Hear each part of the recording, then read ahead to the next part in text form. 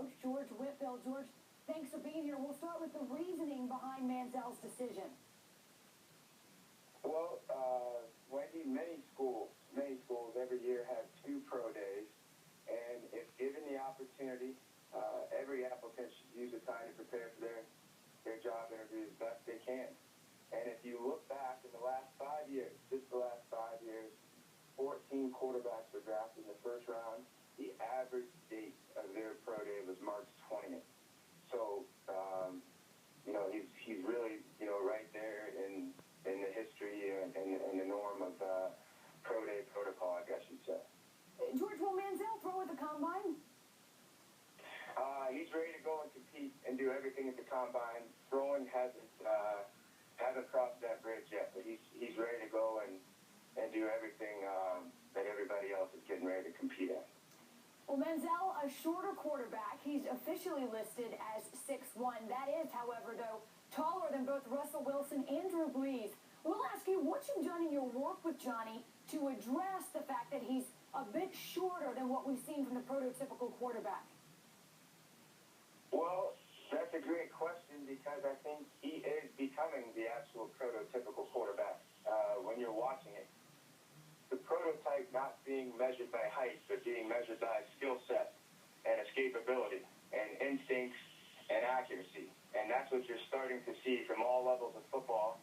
And so I think Johnny is actually becoming the prototypical guy. But in terms of height, I love the question because I think half of the defensive players drafted last year came out of the SEC into the NFL, and that's the conference that he's been battling in, competing in, and really having large success in. So he's playing against the exact same guys that are going to be wearing NFL uniforms coming down the line. So it hasn't held him up as of yet, and I don't see how it could going forward.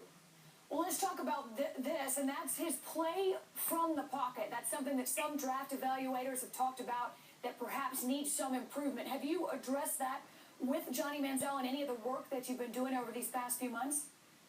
Yes. All young quarterbacks in this phase, and I work with some very talented ones. 2 Rookie of the Years with Cam Newton and Andrew Luck, and last year we had Landry Jones. You want them all to acclimate to the pocket. You don't, the college game and the pro game, especially how the hasses are and the way defensive schemes are laid out, they're going to have to become more adept at making plays in between in the tackle box. So he's been working awfully hard, but he spent this time last year working hard to get ready for this past college football season. I think he was, if not the leader in the country in pocket accuracy, he was amongst the top 2 or 3. And when you watch how teams tried to attack A&M this year, he was still able to succeed, from the pocket. So I think, just like all young quarterbacks, he's learning and working hard, but certainly, becoming adept in the pocket is a priority.